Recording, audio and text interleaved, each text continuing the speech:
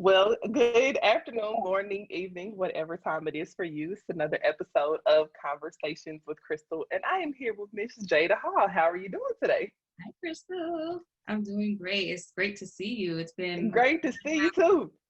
a year and a half since we actually talked to each other. Literally a year, and I was just, because my husband was like, "Well, who are you interviewing today?" I was like, "Well, I'm talking to Jaedda. We had a chance to do it's the AAWCC, the Leaders Institute last summer, and that was like a really transformative is a powerful word, but it was a really good experience, in terms of like meeting different people. I think for me, just kind of understanding community college structure and where the money funnels and just, meeting people from all different walks in the community college lane. So it was great to meet you there. I think we were on the younger side of the group, and the young moms like, we miss our babies, we just go home. And I was like, they'll be fine. Everybody has their adult children or teenagers and stuff like that. So welcome, and thank you for agreeing to chat with me this afternoon.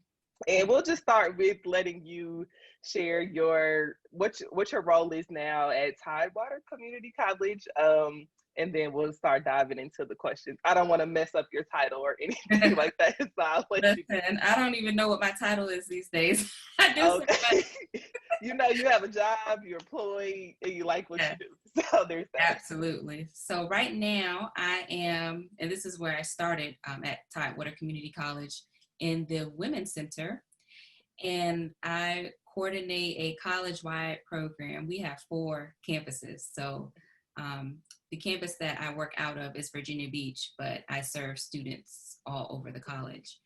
And it's a program that offers scholarships for students, particularly women and minority students, to pursue STEM degrees, so science, technology, engineering. We all know pretty much in the education industry that those fields are underrepresented in many STEM fields. So this gives them an opportunity to get a jump start on college. We select 20 students a year and we pay for their education. And I just stay in very close contact with them, coordinate career programs and all of that. But this year I have a couple other things on my plate. So I'm coordinating a leadership program for students. And I literally last week just got an opportunity to design a new scholarship for recent high school graduates who did not enroll, maybe because of the pandemic or whatever financial issues they had to face this year. So that's on the horizon coming up. So I call myself a program coordinator. I know, and it's like that's cool, but it's like, sometimes I don't even think our titles truly encompass the work that we do. Because when you just said you had a chance to build a new scholarship program, in response to the pandemic, it's like, well, gosh, that seems like something a director might do, or just, sometimes we equate those bigger tasks with higher titles, but obviously, the work that you're doing is impactful, and it sounds like with the scholarship, with your past experience, you being able to say like, hey, here's what works, here's, but, could work better. And then I think definitely in response to the pandemic, like that's a real thing, in terms of students, like not really getting a chance to make the best decision about, where should I go to school after high school. The class of 2020, they just they had it bad in so many ways. So absolutely. So I'm very happy and grateful to be able to have a conversation with leaders in the field about coordinating these initiatives. So I can't complain. Yes, awesome. So as we move forward, so just allowing you to finish the statement, education is, and so whatever you deem to be education, how's that been kind of shaped by your own experiences? I feel that education is mandatory.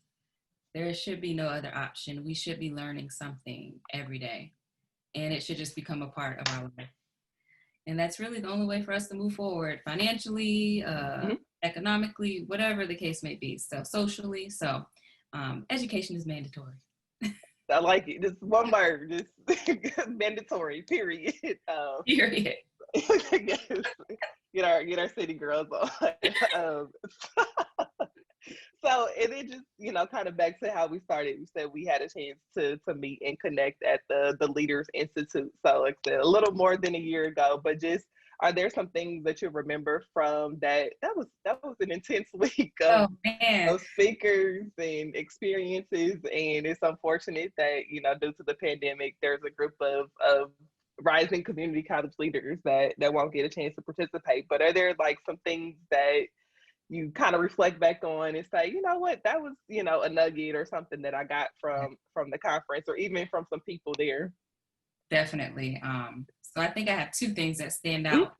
I guess the first thing would be, as you mentioned, this was what, 5 days, a 5-day conference. We all flew to Galveston, Texas.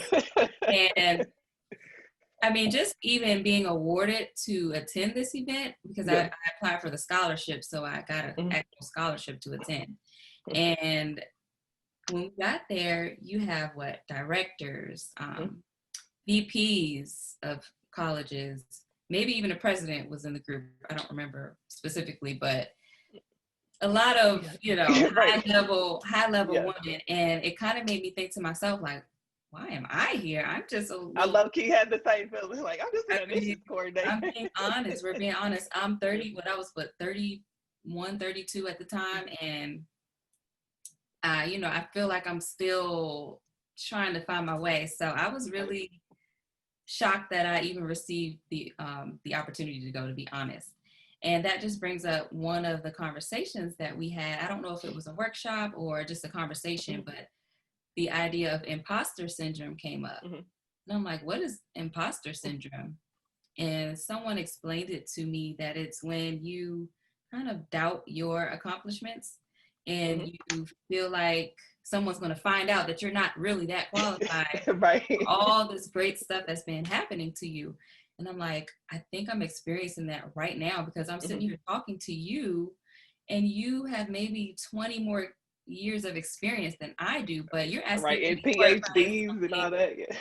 I'm like, you're asking me for advice on how to coordinate a program, and you are like a VP. But they were so down to earth, and just everyone made you feel like you belonged there. But at first I didn't. So I learned that, and it sticks with me even when I'm helping students, when you can kind of tell that they're going through certain things, like, maybe they were struggling in a class and all of a sudden they get a 98 on their test. They're like, maybe my teacher gave me some extra points. I don't even know how I did that. I'm like, you did that because you've been studying and you got a tutor and you've been stressing out this whole semester and you did great.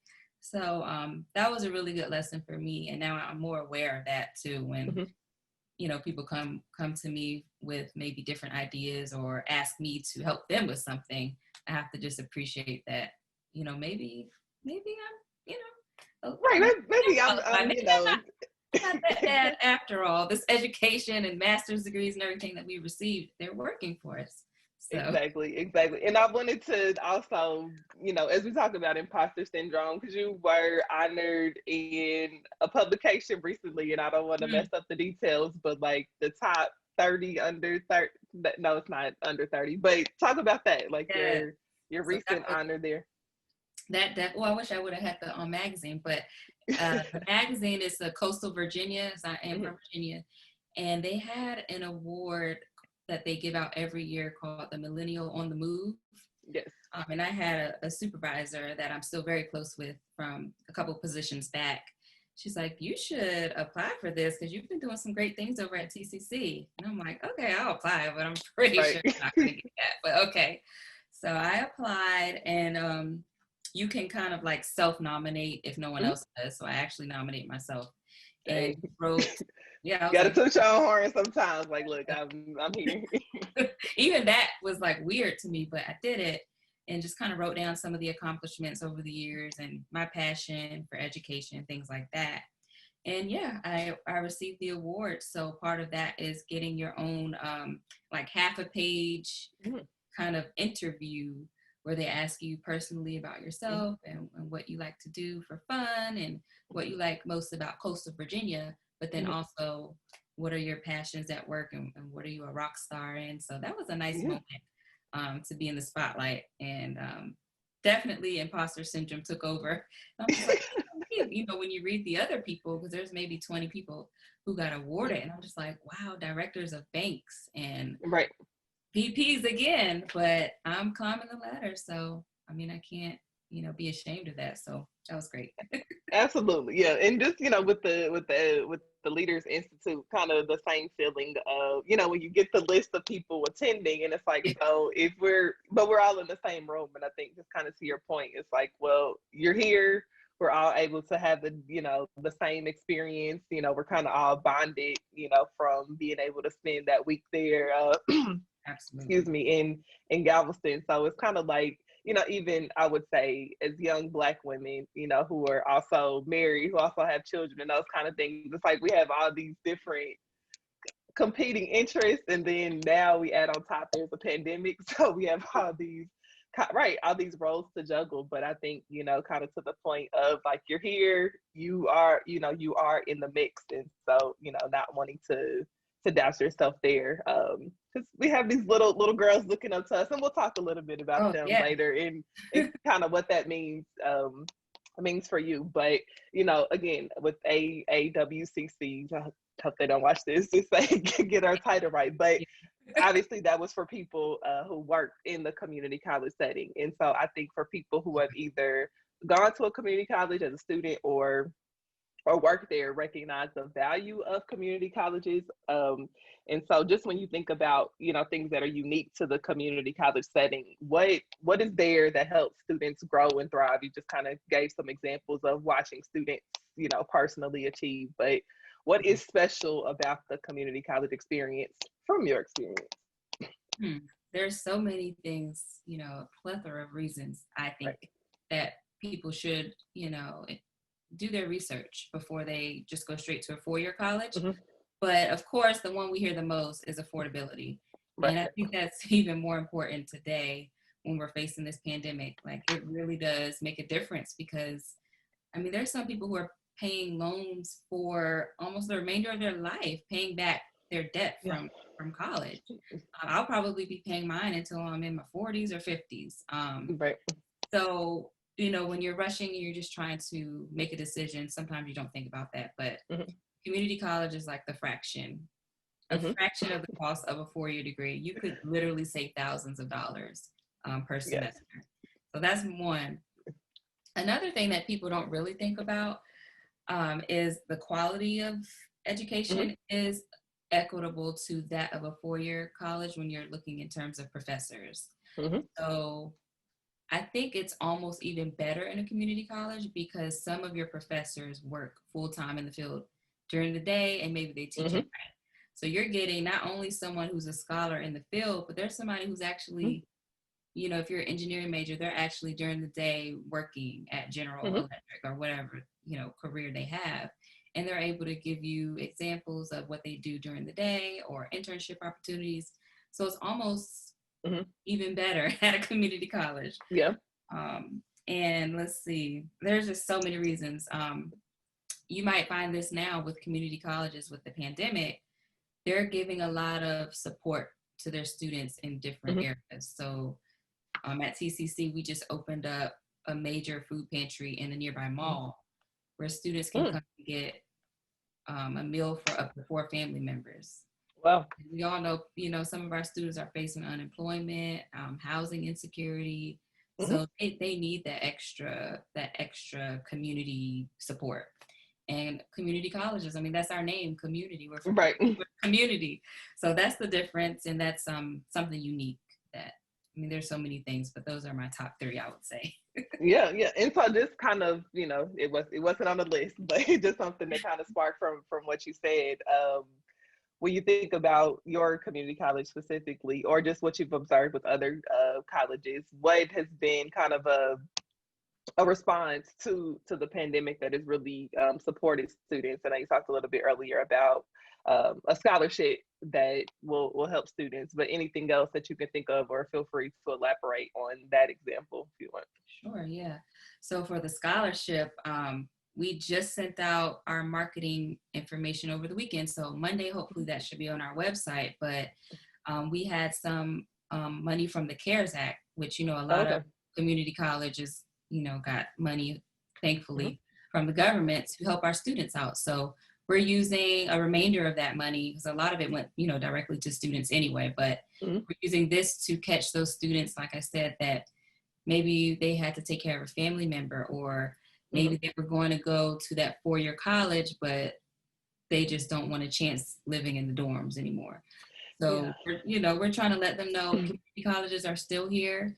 If you Right. stay home, if you can't leave the area right now, if you can't, do your in-person classes, most of our classes are online now. Mhm. So we're just trying to kind of pull them in. And in terms of the business side of it, we are declining in enrollment because of the pandemic and even before Right. that. So Right. Right. this is a way to help us get our enrollment numbers up while also helping students who may have fell through the cracks and making sure they do get back to school. So that's been a big thing. And then again, with the food pantries, that's something that's been around forever, but Right. it just seems more meaningful now. Mhm. So we're partnering with like the food bank and other local organizations to not just give them like, a fruit basket. We're trying to give them like Right. Right. whole meals, hygiene items, things that people are really needing right now because of maybe they never thought they'd be in this situation, but they are. And I'm like, we're not going to ask you any questions. You come in our food pantry, just show your student ID. We'll give you what you need. So that's how it's working. And I think a lot of people are grateful for that. Well, yeah, like you said, a lot of people maybe didn't necessarily see themselves at this moment, but I mean, in a lot of cases, sometimes we are just a few months away from needing Mhm. that support, and it's good that there are people that are there to help support those families. Just when I think about the shift in a lot of kids needed school, like physically going to school to eat. And Right. so, what impact does that have now? Like, I know I had some struggles, like, am I really in here cooking 3 times a day? But just, Yes. Yes. yeah, it was like, wait, that's not gonna work out. But just again, gratitude for to be able to do that. But when you think about just the added expense, and maybe there's multiple children, like all these different things. So it's just good that there is that safety net, so to speak, for students and their families. So Absolutely. yeah. Yeah, I was struggling. Like, what is happening? I had three They're times a day. now they need lunch, they need snacks. It's a lot. Right, snacks, everything, everything. So it's kind of shifting a little bit. So with your work in career development, and again, when you think about kind of your own personal experience, how would you say you bring yourself to that work? Something unique to your approach in building relationships with students, because we know like that matters. Before you can even kind of talk academics, you really need to like have that connection with students. So how would you say you do that within your work? Definitely just listening. And I'm kind of lucky in the fact that most of the students I work with are part of a cohort. Okay. So I work with them continuously until they graduate. And there's, a group of 40 to 50 students that you can say case manager if you want. Okay. So I'm able to follow them. It's not like I just see them one time and I never see them again. So I listen to their concerns, their fears, their successes, and I just make sure that every time I talk to them, I check in, meaning Hmm. I'm not just worried about your class. I want to know, Right. how are you Hmm. emotionally? Are you connecting with your academics? Are you able to concentrate while you're at home now with Hmm. 6 other people at the same time? Like, how are you really doing? And is there anything that we Right. can do to help you? Do you need me to order you some noise canceling headphones? Like, what can I do to make sure that you get through? Nice. And just, having that personal connection. And I probably overshare a lot with students, but I just like them to know that I've been through some of the same Mhm. issues that they're going through, and that they can talk to me about whatever it is that they need to get through their education. If you're having a problem, let me know what it is. Maybe I can hook you up with the tutor. Maybe I can, Mhm. you know, if you do feel that you may need some food or housing Mhm. assistance, how can we help you? We do have emergency funds. Like, Mhm. nothing is off the table here. So just letting them know that we're here not only just to make sure they pass their classes and graduate, but holistically, we're here to support you. And usually they appreciate that. And once they understand that you're here to help, they, you know, you can relate to them on a deeper level and help them out. Right.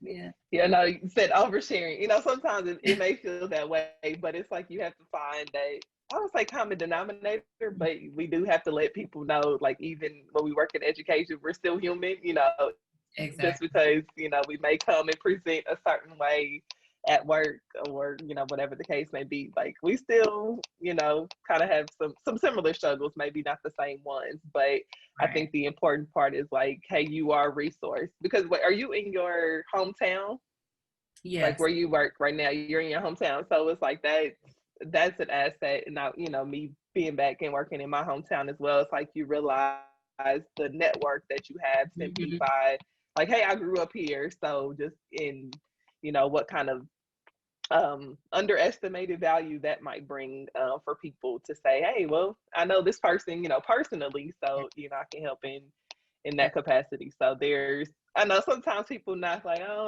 you got to move away from home, which I think we both have before, Yeah. but But we all there is right, there's I think there's some value in being back in the place that you were raised, and that network is intangible, at least it has been for me.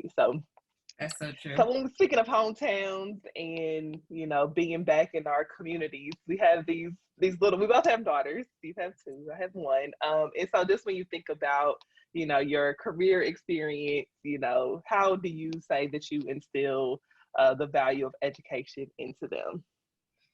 Yes. Well, This is mandatory. mandatory, first of all. Yes. Yes. But also, the words of my father, rest in peace, rest in Mhm. heaven. Yes. I would say that, and I kind of mentioned this earlier, that it came from him. You need to learn something new every day. So it doesn't matter if it's in a book or even on a TV show, or something that you read in a magazine, but you should learn something every day. So what we do every night before bed, after we read our book, I ask them, what is the one thing you learned today that you didn't know?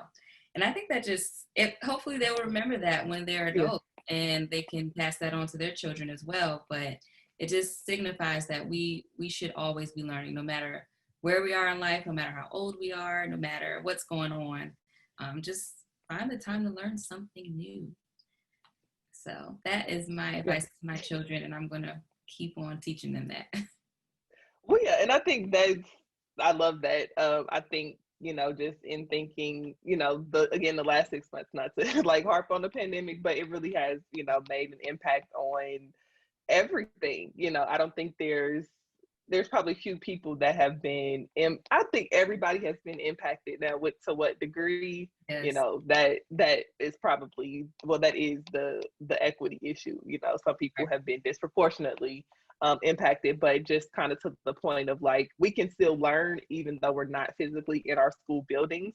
And so what does that look like? And that's probably like a whole nother, like, hour or two long conversation about what that actually looks like in practice. But to the point of, there's space and opportunity to learn every day. I mean, literally this morning, I just let Mari have some water in a bowl and play with a duck for like 30 minutes. Like, okay, well, she's quiet. Water's probably going to be everywhere, but she's learning about moving water from one place to the next and how messy it can be.